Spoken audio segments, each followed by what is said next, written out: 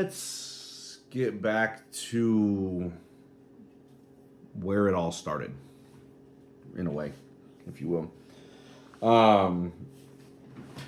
Clarity. It's been a while since I've been a part of it. It's been a while since I've really done a good episode on it. It's been a while. I mean, I did like 5 episodes last year. The year before, I did 11. I would prefer to do more. We shall see. But I've been on a journey, as I have been for the last 2 seasons of episodes, because who's not ever on a journey trying to figure things out? But I've been doing some things. I've actually been, putting some effort in and doing some things and working on stuff. And I know I teased a program a while back that I'm going to kind of tease again a little bit more later. But this episode was originally going to be called Growth and Introspective, or Growing Up as an Adult. But right before I got ready to record this a little bit ago, I decided, and I was reminded of a song by Lecrae called Self-Discovery. And in the song, it literally says, self-discovery, self-discover me. Episode 1, Season 3, 2025, Self-Discover Me. I've been on a growth journey. If you know me, you know a little bit about it, because I do talk about it quite a bit. Not as intentionally as potentially as I could, but I talk about it more along the lines of when someone says, hey, what are you doing? I'm like, hey, I'm reading, I'm doing this, I'm doing that, and I'm trying to be a better person, better human, better dad, especially son, coworker, better. But what I find myself becoming a lot of times, instead of being better, is I end up being bitter. I let past mistakes or past situations, stir up shit in me, or I think about things too much. Example, long time ago when I first came to Mississippi, when I would visit during the summers, I was very explosive. Like, no matter what happened, if I was working, I was mad. If I was anything I did, if you pissed me off or whatever like that, like I would just, in a drop of a hat, just explode. And I never really had an answer for why that was. Now, I still don't really have an answer for that. This is not an epiphany moment, but what I'm learning to do is better prepare myself for my situation, whatever that is, whether it's work or going out with friends or whatever, anything that may come into pass. Like, especially like getting in the drive in the morning. What's one of the things that frustrates me the most is a little bit of road rage. Is I get frustrated, but a lot of that frustration can be quelled by leaving earlier, or just being on time or being more cognizant. And I am a person who is very, very much so. I got to be somewhere at 8:30. It takes me 30 minutes to get there. If I leave by 8, I'm good. Well, leaving at 8 for an 8:30 appointment does not factor in traffic or needing gas or stopping for an energy drink or getting breakfast or any of those things. I am very much that person. I got to be somewhere by 8:30. If I get up at 7:30, I can shower and be ready to go by 8, and I walk out the door at 8, and I'm in traffic, and now I'm pissed off because I'm late.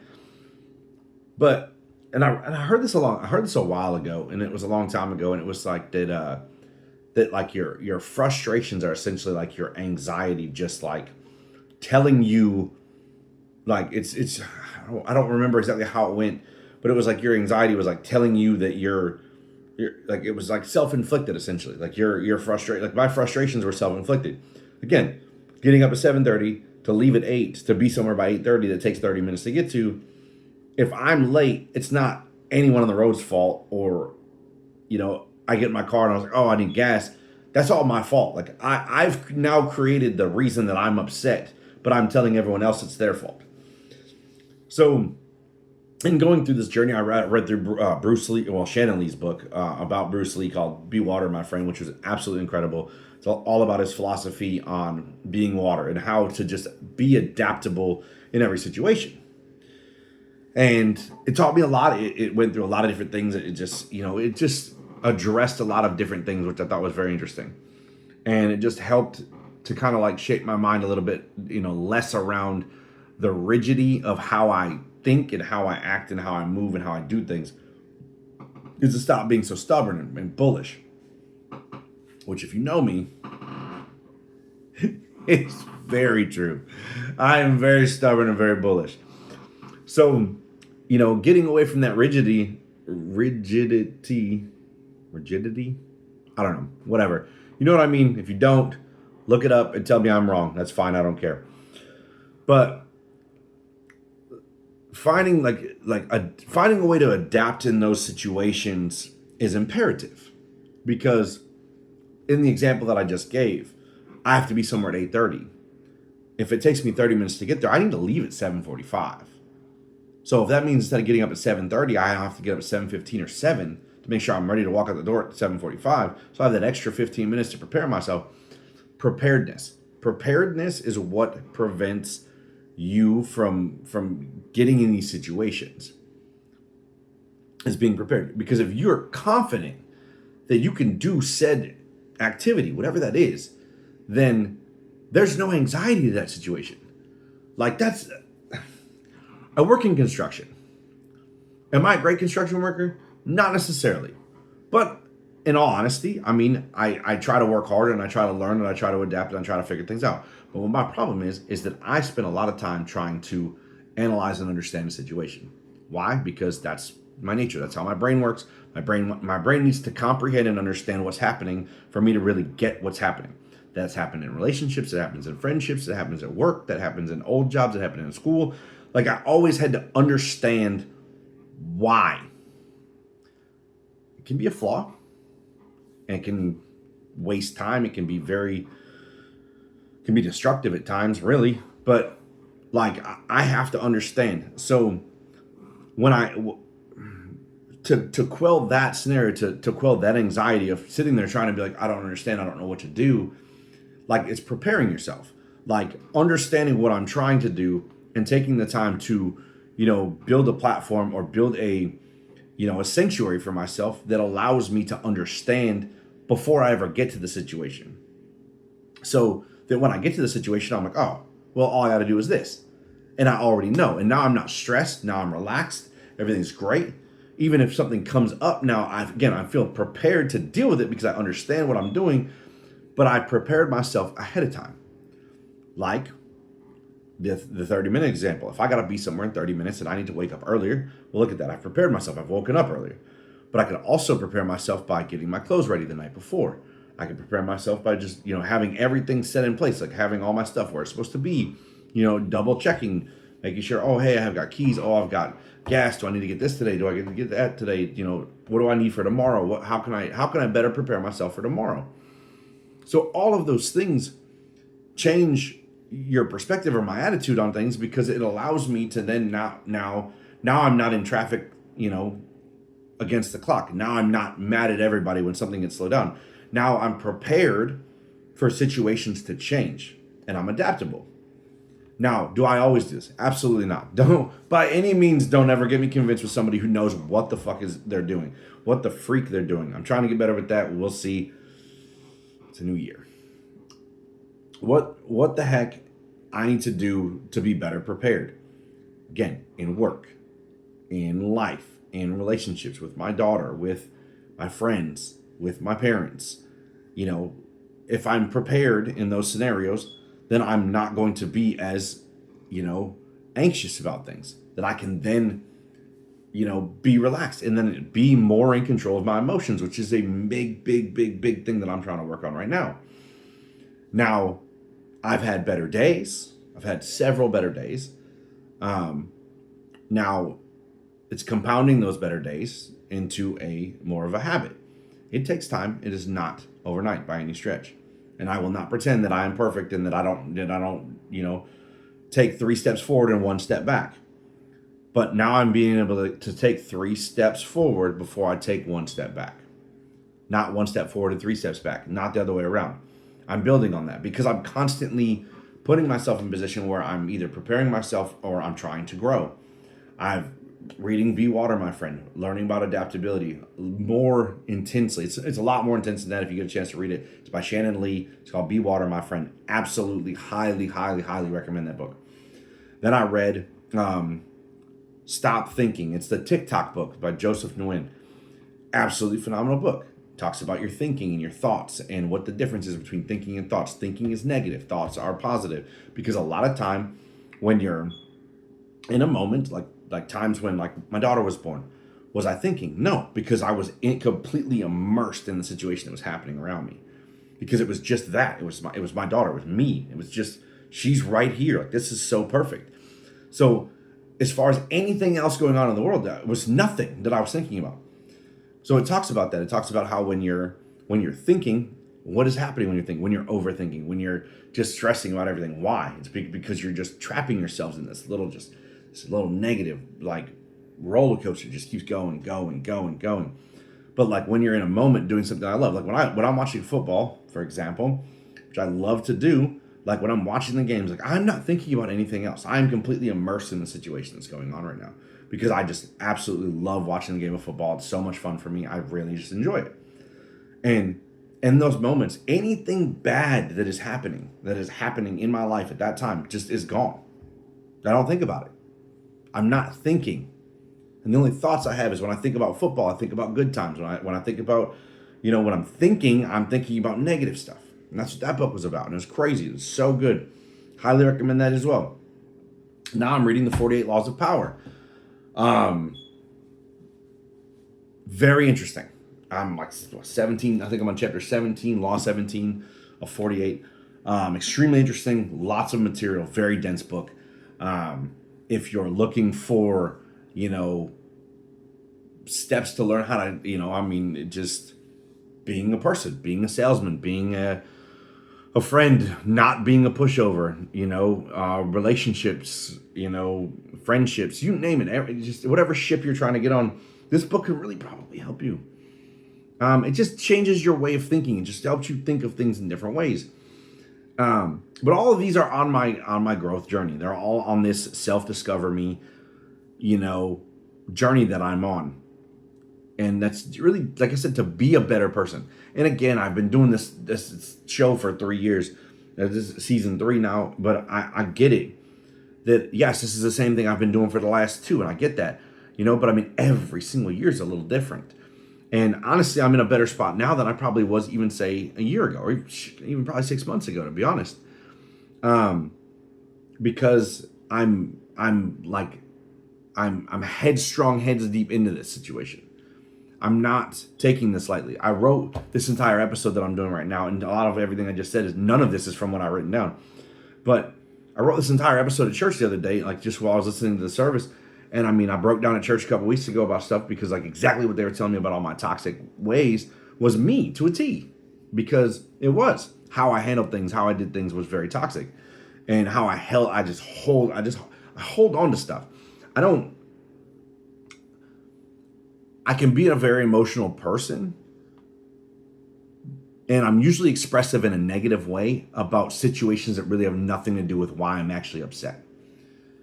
So, go back to the example, driving in the road. Why am I upset? Am I upset at the person in front of me because they're going too slow?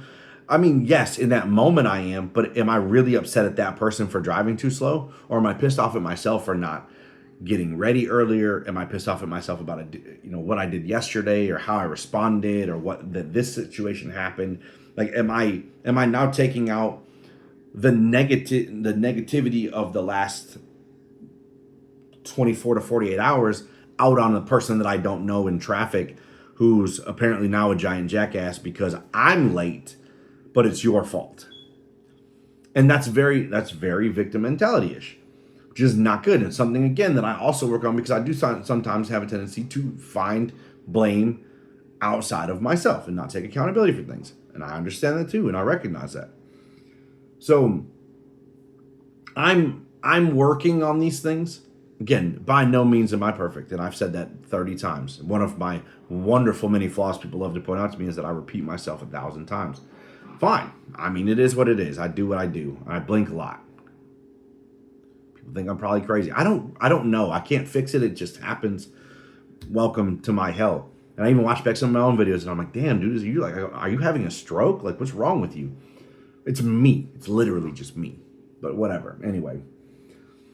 So in this journey that I'm on, and it's for a lot of reasons. It's not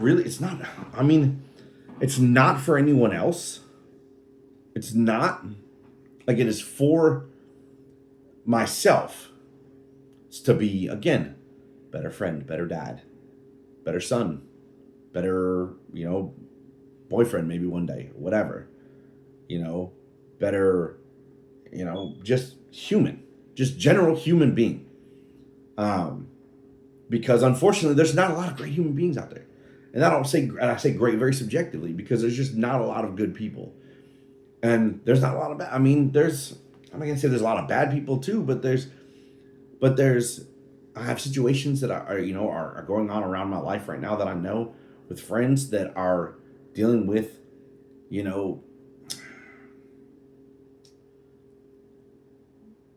piece of shit, piece of poop people. Sometimes people just suck. Okay? I'm trying to not to be one of the people that suck. Now, I'm not everybody's cup of tea. I get that too. It is what it is. I don't really know what to tell you. At this point, like, I'm going to change, I'm going to evolve, but I'm probably not going to change necessarily. Like, I'm still going to be the same person I am, just differently. And I'm not everybody's cup of tea, and that's fine. It really is. And I shouldn't be anyway. Like, I shouldn't be everyone's cup of tea, because I don't need everyone around me. I don't need people around me like that. And a lot of times I don't want it.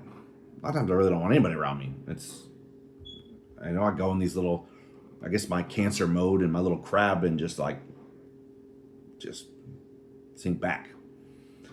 Whatever. I just don't withdraw from people. But, I'm trying to get out of less of those times and less of those shelled-in areas, and to really just be more of myself confidently. Because who I am, I enjoy. Obviously, I've been me my whole life, and I've been very confident at times. But I even got to a point where I tried to do my football podcast while I was in New Orleans for the Super Bowl, and I couldn't even record myself like I am right now, because I was so nervous about what.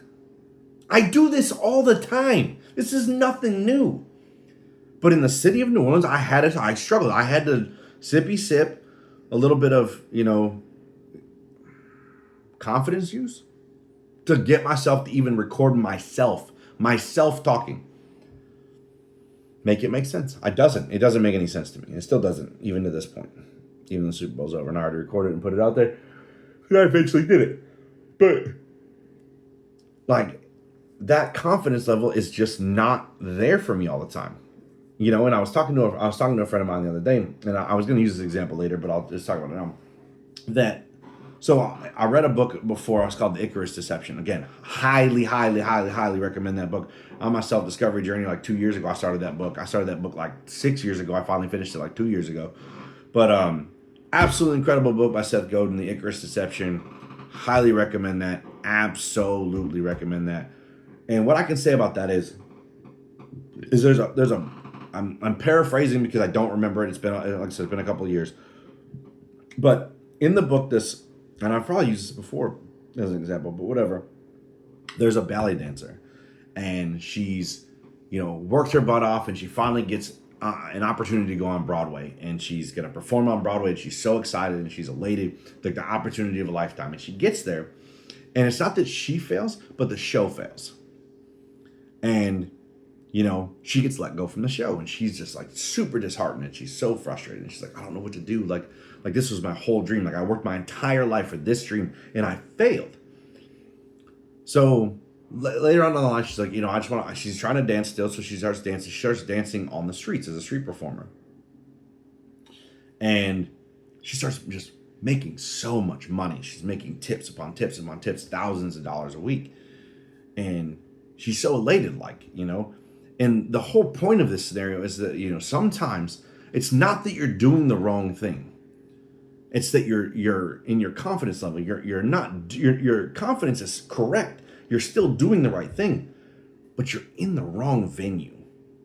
You're not performing for the right people. Your audience wasn't Broadway and these rich hoity-toity people. Your audience was the street people who appreciate the art of what you do, not looking for rigid stereotypes and all this stuff. They're looking for adaptability and a new show every day, and they're just, on the street, just excited to see you every day doing these dances and just doing this beautiful dance for people. Like, that's your arena. Sometimes you're just in the wrong place. So getting back to what my friend said to me, so he said this in different terms, and we were talking about relationships, and he's like, well, rejection. And I was like, I stopped him right there. I said, listen, rejection is one of my biggest problems because I'm always afraid of being rejected. And he's like, dude, he goes, rejection is rejection is bullshit. And I was like, you've piqued my curiosity. Because in my head, I'm like, it's not, because it happens to me all the time. I'm really, really good at getting rejected. But he's like, no, rejection is bullshit. And he goes, because rejection is not necessarily about you as a person. It's not you. It's not, oh, hey, I'm rejecting you. It's that and so he looked at me and he goes, what's your type? And I was like, well, what do you mean? I said, I like, blah, blah, blah. I listed off a couple things or whatever. Like that's just like my general preference. I don't have a type per se, but whatever. Anyway, it's not about that. And he's like, well, that's it right there. He goes, and if a girl comes up to you that's not that type per se, and you reject them, are you rejecting them because they're not a good fit for you? Or are you rejecting them because they're not your type? I was like, well, because they're not really, I guess, not my type per se. And he's like, exactly. Because it's not about the person. It's about you have a quote unquote standard or a desire around a certain box or whatever. And I was like, damn, so that's crazy. So like, I'm not rejecting said person. I don't reject. I usually get rejected. Whatever. Point being is that like they're not rejecting me, who I am. So why should my confidence be dulled? Like they're like, oh, ew, gross. Like a lot of times it's just like, it's probably not gonna work out. All right, whatever.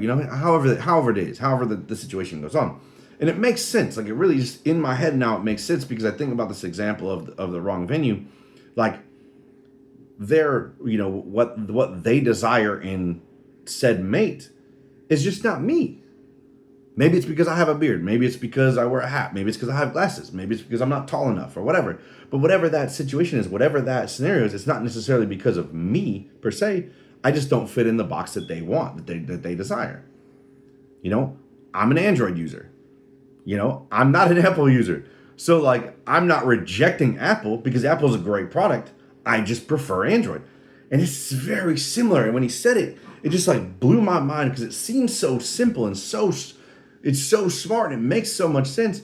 But damn, do I feel dumb because I've read and said this example for 3 freaking years. But it wasn't written that way. It was written about a ballet dancer doing what they enjoy in a different arena. But it can be so easily attributed to relationships and rejection. And I'm like, holy damn, that's wild. And I felt kind of dumb because, again, 3 years I've been talking about this example, and it finally clicks in an area in which I needed to hear it. Relationships. Because, again, been rejected a lot. Life happens.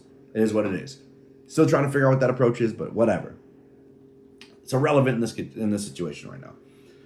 But that is wild to me. So again, like, rejection is BS. Be self-confident. Be confident in yourself. Because you are still you, and obviously you love who you are, or you wouldn't keep being that person. If you hated yourself, actually hated who you are as a human being, then you need to fix that part of you that you don't like. Because I do like myself. I do love myself. I have moments where I don't, and there's certain attributes about myself that I don't like, but that's a part of this whole growth journey. The self-discover me. That's the whole point of this. Is to spend time getting to know myself, to understand what I like and don't like about myself, what I have to offer, what I contribute, what are my flaws, what can I do better, how can I do this, how can I do that, what do I contribute to society in general. It's very interesting. So when you sit back and you think about all that, you just start to put things together and you're like, damn, that's crazy. Because again, it seems so simple. It's wild. It's wild. That was a wild one for me. That one caught me off guard quite a bit. So, well, damn, it kind of, I was going to end with this, but I guess where we're at is the way my notes are written out. This kind of fits perfectly. Growth is about finding your place. And there's a song by No Big Deal, one of my favorite artists, all lowercase with a period. No Big Deal. At the end of the song called S'mores. It's $.Moors. Great song. Absolutely love the song. But at the end of the song, there's a quote. And it caught me off guard. It caught me off guard not that long ago, and I thought it was at the end of Reset, but it wasn't. But growth includes finding your place. I wrote that down, and then I immediately thought of that song. Well, I thought it was Reset, but I was wrong. But it's S'mores, and it says, the quote says, "Definitely made it clear this is the place you have to work certain things out." So the next person says, "What is it that you have to work out?" And he's like, "Well, you have to work it out to where your place is and who you are. But we're all spirit. That's how we are all walking. Dressed up in a suit of skin, and that's what we're gonna leave behind." This is a Bob Dylan quote. I had to research this a little bit because I was so curious about what it was. That Bob Dylan said this, and so let's break it down a little bit. That you have to work things out you have to figure out where your place is in the world, what you want to be, where your venue is, where your personality lies, where you sit, where your relationship status is, and how that affects things, how all of those things affect each other. But you have to sort out that place. And we're all searching for this. There is no one on this earth, I can promise you, there's no one on this earth that knows matter-of-factly that where they are. That's not true. I said matter of, that was, scratch everything I just said for the last 15 seconds. That is all incorrect. There are very few people in this world that can matter-of-factly say that I know that where I'm at in this world is exactly where I should be. Few. And by few means probably millions. But you understand. Because our job in growth especially is to find out exactly where we should be. Internally. This is an introspective. Our job is to find out who we should be inside ourselves so that we can project that outwardly in the best way possible, in the most positive way possible. So you have to work that out with yourself. It is imperative to do that work. Now, for me, so I was talking to one friend of mine earlier today and was talking about how they were journaling and stuff now. And I'm like, that's awesome. And now I say, that's great. It's not really for me, but I'm wrong because I literally have a page of notes here that I wrote while I was at church for this episode. This is my journal. My journal is right here, talking to you on this phone in my little space. This is my personal video journal. This is how I work out all my thoughts and everything I want to say. Like, instead of writing it down, I talk. It's what I do best, I guess. Subjective. But, that's an incredible delight to do. But I also write it down. I have notes. I have 3 notebooks here in front of me. And I've got 2 more over here. And I've got a book right here. I have got stuff I've got notebooks out my rear end. Okay? Because I just write all the time. And that doesn't even include the notes that are on my phone. There is many more. Holy smokes. Whatever. Anyway. So, writing in journal, just any way to collect and organize those thoughts to really just understand yourself, to really just grab a hold of who you are and who you want to be and how you can get there. And I'm getting there slowly. Again, my emotions are probably my number one thing that I really need to level out. Progress. That's it. Man, there was a quote the other day I heard that was great. It said something about if the journey was the end goal, whatever it was, I don't know. It was wild. It was very intense. It was very good. I can't remember it off the top of my head, but I'm gonna have to look it up one time and see if I can find it. The journey quote. It's a quote about journey. Maybe I'll put it in episode 2. if the journey, it's like if the journey was the destination or something. Oh, something crazy. Um, was the prize? Was the prize? I think that's correct. Something about the journey being the prize. Something about that being the reason. Would you continue to journey, or would you just? I don't know. I screwed it up and botched it so many times, but I'll try to find it. It's a very interesting one. I'll probably use it for episode 2, which is going to be related to this one and what I did last year. So it's exciting. They kind of blend. They kind of blend together. So that's a good thing. Anyway, okay. So I've already talked about the books I'm reading. The book I'm reading right now, 48 Laws of Power. I've got a couple of books, Mastery of Self, in the chamber, and then I think the Art of Seduction, Robert Greene as well. Very excited to get into that. I'm gonna check into those here after I get the Mastery of Self done. I don't do a little short book. I do a large book, short book, break it up a little bit so I'm not like losing my mind. All right. So the biggest thing is throughout all of this is stay encouraged. Like, it is so hard sometimes to find encouragement and self-encouragement. Find people that can help encourage you and help keep you on track and keep yourself like propelling forward, because that can be such a big deal. Is getting like is maintaining the strength to continue and to stay accountable and to keep going. It's very hard to do, and it's you have to keep pushing forward. So sometimes it's best to find somebody to hold you accountable, somebody to keep going with you, and to stay the course and focus on the goal. Like, if your goal is growth, in my case it is growth. There's a lot of things I want to learn with the growth, but I want to stay focused on that thing. Hold yourself accountable, stay with it, and keep going, no matter what you do. With an example, pronoia. Paranoia. Paranoia is the belief that everything's out to get you. Everything's always going to come get you. You're trying to beat you up. Your whole life sucks. Everything's crap. Everything's trash. That's what it is. Well, pronoia is the belief that the world is conspiring in your favor instead of against you, like most people believe, unfortunately. So pronoia, there's a song by Carly Pearl, absolutely incredible. Again, highly recommend. If I'm talking about it, there's a good chance I'm going to highly recommend it. I mean, it just makes sense, right? But pronoia by Carly Pearl is where I ever learned this word and ever learned anything about it. But the belief that the world is conspiring in your favor, the belief that everything around you is happening because it wants you to do better. So like when you wake up late and you get stuck in traffic, like maybe there was an accident ahead and maybe you avoided that because they slowed you down. Like there was a reason to slow you down.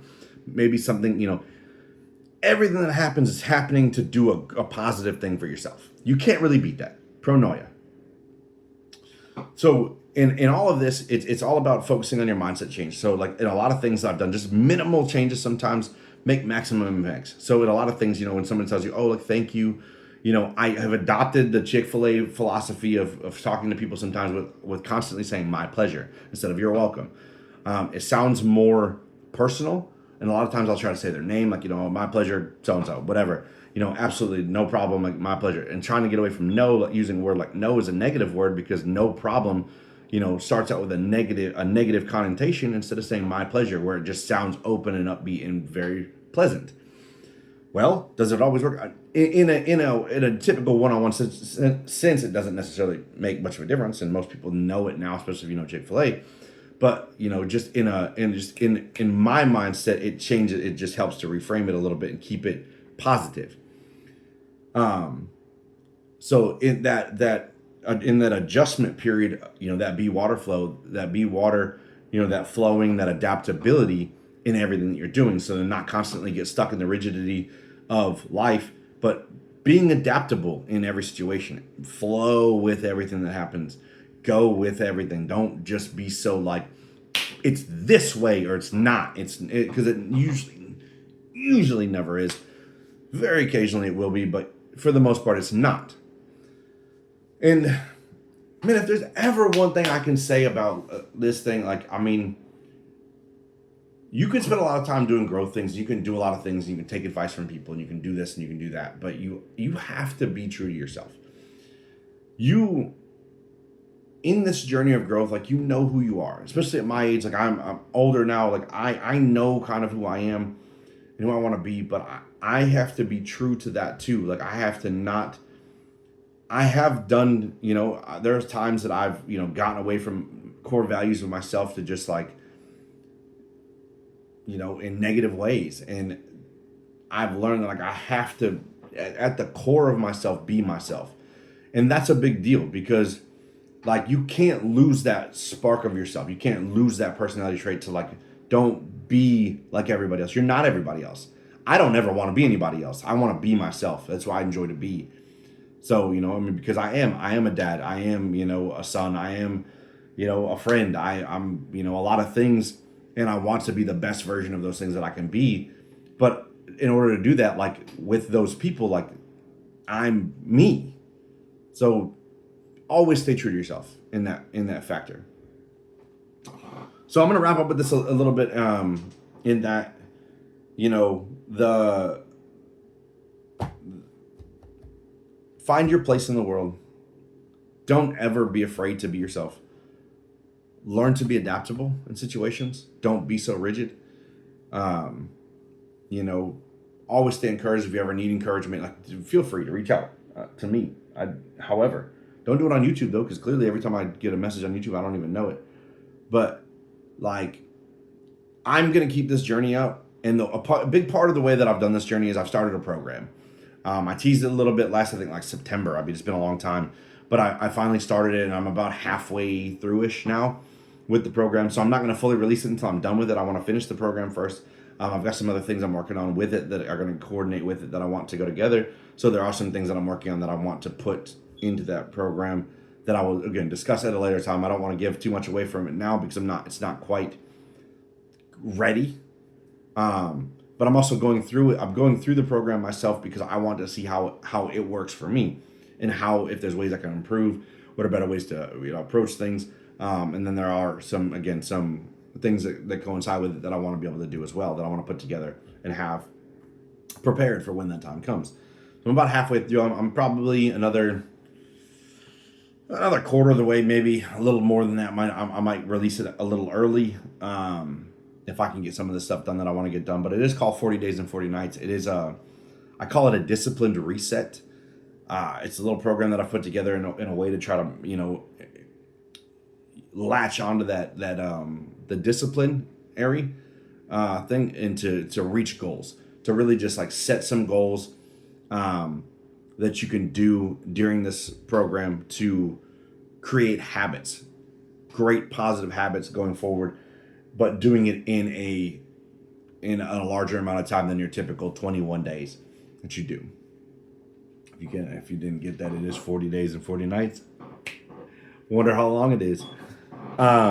Just kidding. But I have some great things I think worked up for it. I'm really excited about it itself. I've been really enjoying doing the program. Like I said, I'm about halfway through.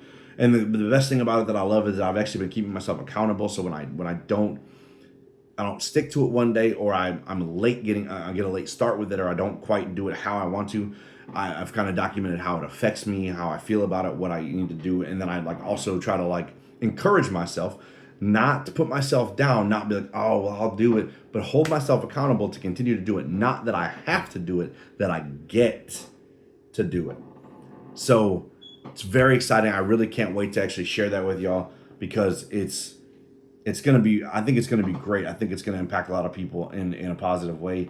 It's not going to be for sale. It is going to be for free. If you want it, you can freely have it. And I'm going to have some things that go with it too. So I'm really excited about that. It's just taking some time to get it all kind of like finalized how I like it. And I'm very excited about it. But on that note, episode 1, Clarity, season 3. Welcome to 2025. I'll see you guys in a couple of weeks.